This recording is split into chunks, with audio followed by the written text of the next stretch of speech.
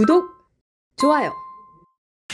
자, 이런 가운데 옆나라 일본을 보면요. 네. 최근에 이 중일 갈등 있는데 저희가 우선 일본 다카이치 총리 지지율이 72%인데 이거는 조금 있다 말하기로 하고 다섯 번째 자막 먼저 얘기를 할게요. 네. 이번 G20에서 중국어 통역을 대동을 안 했어요. 네. 이것은 곧 뭐냐? 아, 중국 너네랑 대화 안 할 거다. 강경하게, 매우 강경하게 중국에 대해서 일본 다카이치 총리가 이렇게 나가고 있는데 지지율은 계속 높아지고 있고 맞아요. 지지율 얘기는 이따가 하고 우선 네. 이 G20에서의 다카이치 총리의 이번 행동 어떻게 보십니까? 이제 선명성으로 경쟁하는 시대가 된 거죠. 색깔. 그렇죠. 우리나라, 특히 우리 국민의힘도 그렇게 이런 모범적인 레퍼런스를 잘 참고를 해야 됩니다. 그러니까 지금 중국인들이 우리 관광지에서 배설을 했다가 또 상당히 문매를 맞고 있잖아요. 그렇죠. 그러니까 중국이라고 하는 국가가 이렇게 국내적으로 상당한 피해를 끼치고 또 우리 국민들도 굉장히 협중이 아니라 반중인 거예요. 그렇죠. 그러니까 근거 있는 분노를 하고 있는 거거든요. 그렇다라 그러면 이 국민들의 근거 있는 분노를 제도권이 제대로 분출할 수 있도록 제도를 갖춰줘야 될 거 아니겠습니까? 그런데 그냥 벌금 대충 물고 말아버리고 제대로 목소리 내는 정치인은 없고 이런 상황이 반복되다 보니까 계속 그런 분노의 감정이 응축이 되는 거거든요. 그러니까 그런 것들을 저희가 슬기롭게 다스려야 되는데 지금 그 다카이치 총리는 그런 것들을 효과적으로 하고 있다라고 저는 생각을 합니다. 그리고 그 중국인 관광객들이 일본 안 가겠다라고 이야기를 하잖아요. 지금 일본 살판 네. 났던데요?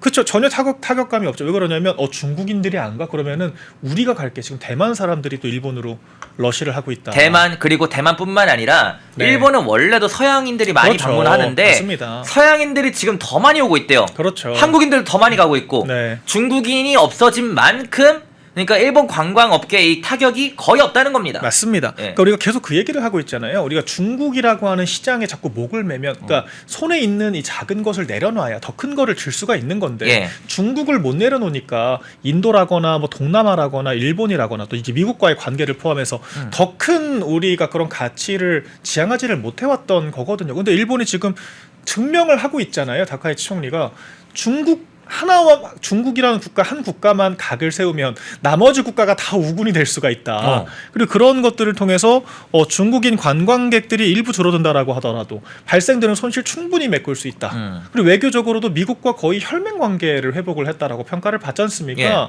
그러니까 많은 또 부수적인 부가가치를 누릴 수가 있다라고 하는 거죠. 그러니까 통계적으로 봐도 중국인 관광객들이 그렇게 소비하는 액수가 많지가 않다라고 통계가 잡힙니다. 가장 많은 게 영국이고 가장 적은 게 중국인데 영국인들과 중국 관광객들의 평균적인 소비 액수 규모가 수십 배에 달할 정도입니다. 그러니까 같은 한 명의 관광객이 아닌 거거든요. 예. 이런 것들을 냉정하게 분석하고 평가를 해야 되는 건데 우리나라는 그냥 어설프게 인구가 가장 많은 중국을 적대할 수 없다. 이렇게만 단편적으로 생각을 하고 있기 때문에 저렇게 대승적인 움직임이 어렵다라고 저는 생각을 하고요. 다카이치 총리가 정말 모범적인 사례가 되고 있다라고 저는 보여집니다. 자, 이 지지율 얘기로 좀 넘어가 볼게요. 중국과의 갈등 오히려 좋은 거다라는 이런 야마가 잡힐 정도로 이 다카이치 총리의 지지율이 72% 계속 올라가고 있어요. 특히나 2030 일본 2030 청년들의 지지가 확고하답니다. 저 깜짝 놀랐습니다. 저도 놀랐어요. 20대 지지율은 90% 육박한다고 하더라고요. 지금 일본의 거의 90% 넘는 거의 100%에 가까운 청년들의 일본 2030 청년들의 거의 100%에 가까운 지지를 받는 게 지금 일본의 다카이치 총리예요. 그렇죠. 우리가 여기서 눈여겨봐야 할 것이 바로 직전 총리, 그러니까 사실상 실각을 하게 된 총리가 이시바 총리였잖아요. 그 이시바 총리가 지금 우리나라 레거시 미디어들과 그리고 우리 이른바 이제 당내의 자칭 혁신파들이 좋아하는 중도우파 정치인이었습니다. 그래서 어설프게 친중 그 중국과 가까이 지내려고 하다가 트럼프 대통령과 협상해서 판판이 깨지고 그 국내적인 평가까지 나락으로 가게 되면서 실각을 하게 된 게 이시바 총리거든요. 그러니까 우리나라로 치면은 한동훈 같은 포지션이 바로 이시바 총리였습니다. 그런데 지금 다카이치 총리는 완벽하게 다른 스탠스로 가고 있죠.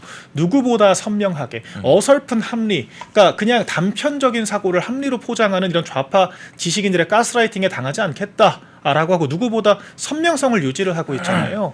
이시바 총리 지지율에 지금 거의 3배 가까이 됩니다. 그러니까 이렇게 지금 수치로 입증을 하고 있다라고 하는 거예요. 더군다나 젊은 층들은 더욱 더 직관적이고 선명적인 것들을 선호를 하거든요. 그렇죠. 다카이치 총리가 지금 얼마나 지금 노선이 명확합니까? 미국과 혈맹 관계로 간다. 중국과는 다소 소원하더라도 우리가 얻을 수 있는 부가 수익이 훨씬 더 많기 때문에 감내할 만하다라고 하는 일관된 메시지를 던지고 있기 때문에 국민들은 다 열광을 하는 거거든요. 실제로 그게 국가적으로도 전혀 손해가 되지 않습니다. 예. 그러니까 합리라는 말이 통용이 되려면 정치적으로 지지를 얻든가 아니면은 정치적으로 지지를 못 얻는다라고 하더라도 국가적으로 대단한 실익이 있어야 하는데 지금 국민의힘도 참 문제인 거예요. 국가적으로도 지금 실익이 없고 당도 실익이 없고 지지율도 오르지 못하는 지금 어중간한 합리성을 설파하는 정치인들이 너무 많습니다. 뭐 연대 얘기는 하고 있고. 그러니까요. 그러니까 아직까지 아니 왜 그 민주당에는 중도 얘기 안 하는데 민주당은 지금 더 개딸화가 되고 있잖아요. 근데 왜 우리 당은 민주당은 이미, 뭐 네. 중도 누가 보면 중도당인 줄 알겠어요. 민주당에는 그러니까 민주당은 중도라는 거를 상수로 깔고 가는 겁니다. 민주당이 어떻게 중도입니까? 저렇게 무지막지한 방식으로 항소 포기해버리고 뭐 내란 특별 재판부 만든다니 뭐 예, 이러고 있고. 면소법 지금 하겠다고 온갖 지금 사법 체계를 누더기로 만들고 있는 게 입법 내란을 지금 하고 있는 게 민주당인데 아무도 지금 민주당에게는 그런 얘기 하지 않습니다. 왜 국민의힘에게만 그런 얘기를 하냐? 어설픈 합리주의자들이 설치고. 그리고 만만하니까 그런 거 아니에요? 만만하니까 그런 거. 당성이 취약하니까 대충 흔들면 흔들리니까. 그러니까 지금 그런 당의 모습을 유지를 해왔기 때문에 우리 당이 좀 일본의 사례를 보고 배워야 됩니다. 배워야 돼요. 네.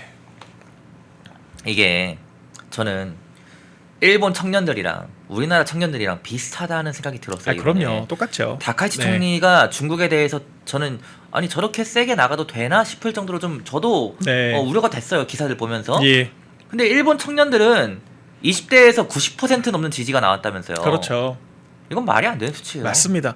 그러니까 그만큼 확고한 노선을 보여줬을 때 국민들이 지지율로 호응을 한다. 특히나 일본 청년들은 정치에 관심이 없습니다. 맞습니다. 너무나 없는데도 네. 불구하고 다카이치 총리의 이 중국에 대해서 강경하게 나가는 거 그것만 보고라도 네. 그것만 보더라도 지지할게 이런 맞아요. 스탠스가 됐다는 겁니다. 그렇죠. 그러니까 결국 정치인들이 본인들이 유약하고 자기 세계관이 없고 자기 확신이 없으니까 어설프게 중도 합리론을 외치는 것이다. 저는 그렇게 평가를 하고요. 실제로 중도 타령하는 정치인들 중에서 본인 의제가 있거나 확실한 정치적인 실력을 보여줬거나 선거를 이겨본 정치인 단 한 사람도 없습니다. 그러니까 우리가 황교안 체제 때도 다들 기억을 어렴풋이 하실 텐데 마지막에 어설프게 통합론 외쳤다가 폭망했던 거예요. 그때도 김종인 같은 사람들이 계속 당의 훈수질을 하면서 비슷한 그림이 있었거든요. 대선 어떻게 이겼습니까? 윤석열 후보가 당시 엄청나게 압도적인 기세, 압도적인 인기로 선명한 노선을 보여주면서 그때 이제 중도층까지 열광을 하면서 저희 당이 각광을 받았던 거거든요. 그때 국민의힘의 색깔이 좀 엄청 빨갛게 그렇게 색깔이 좀 강했던 이미지가 있습니다. 맞습니다. 제 기억에도. 그때는 정말 선명했습니다. 네. 그때는 뭐 반 PC를 비롯해서 저희가 얼마나 선명한 노선을 견지를 했습니까? 그렇게 승리의 경험이 있는데 아직까지도 이런 구태의연한 이야기에 끌려다니는 것이 굉장히 한심하게 느껴지고요. 저희 당이 좀 일본의 사례를 많이 참고를 해야 될 것 같다라고 생각이 되고 점점 더 그렇게 될 겁니다. 지금 일본만 그런 게 아니라 그 좌파들이 집권한 이런 그 국가들의 사례를 보더라도 베네수엘라 체코, 프랑스 같은 국가들 전부 다 똑같은 수순을 밟고 있어요. 경제 정책의 실책을 반복을 하면서 프랑스 국가 부채가 지금 GDP 대비 110% 110%까지 다다르면서 국민들도 복지병이 심화가 돼서 부자들한테 세금 더 걷어라. 법인세 더 걷으라고 얘기하잖아요. 근데 그러면은 국가의 장기적인 이 재정에 대한 안정성과 경제 성장의 펀더멘탈은 더 약화가 되거든요. 그렇죠. 그러니까 미래를 좀 먹고 현재만 살겠다고 하는 거거든요. 그런 게 반복돼서 이제 베네수엘라 같은 국가의 또 사례가 되는 것이고 그렇죠. 증시도 올랐지만 나머지 경제가 다 폭망을 해버렸지 않습니까? 그리고 이제 체코는 거기 한술 더 떠가지고 시민사회 규제 통제, SNS까지 통제를 하게 되면서 완벽하게 거의 폭동에 가까운 상황이 연출이 됐잖아요. 그래서 지금 새로 출범한 완벽하게 이 우파 체제에서는 아예 공산주의에 대한 그런 선전 자체를 금지를 하겠다라는 이야기까지 나왔을 정도로 국제사회가 요동치고 있는데 여전히 우리나라만 이 구태의연한 이 좌클릭에 함몰되어 있다. 우리나라는 지금 뭐 아까 채팅에 저희가 합니다. 계속 얘기해 보자면은 중국 모욕 처벌죄인가요?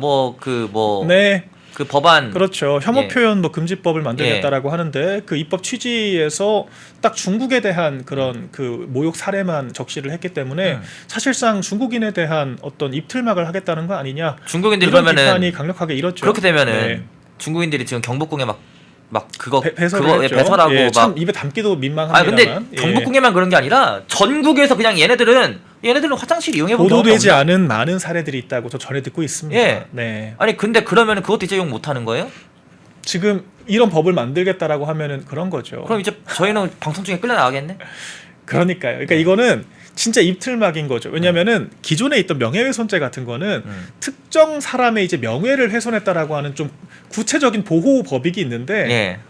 지금 혐오표현 금지법 같은 것들은요 그냥 누군지도 모를 중국인에 대한 중국인이라고 하는 포괄적인 15억에 달하는 그런 그 사람들에 대한 규제를 하겠다라고 하는 거기 때문에 법적인 구성 요건 자체가 안 맞습니다. 그렇죠. 누가 고소 고발을 할 겁니까 대체? 그리고 대체 무엇을 보호를 하기 위해서 그렇게 포괄적인 규제를 하는 겁니까? 그렇죠. 말이 안 된다라고 하는 거고 나중 가서 공색하게 중국인들만 막겠다는 게 아니라 다른 나라도 하겠다라고 변명을 하고 있습니다만 누가 그 말을 믿겠습니까? 아니 총리실 비서실장에 대놓고 얘기하잖아요. 미국에 대한 거는 의사 표현이지만 중국에 대한 것은 혐오다. 뭐가 의사 표현이고 뭐 아유 말도 안 되죠. 말도 안 되는 지금 구분짓기를 하고 있기 때문에 이 정권이 친중 정권이라고 하는 말을 들어도 할 말이 없는 거죠. 펜앤마이크에서 추천하는 영상도 보고 가세요. 다른 영상도 즐기시려면 구독 버튼을 꼭 눌러주세요.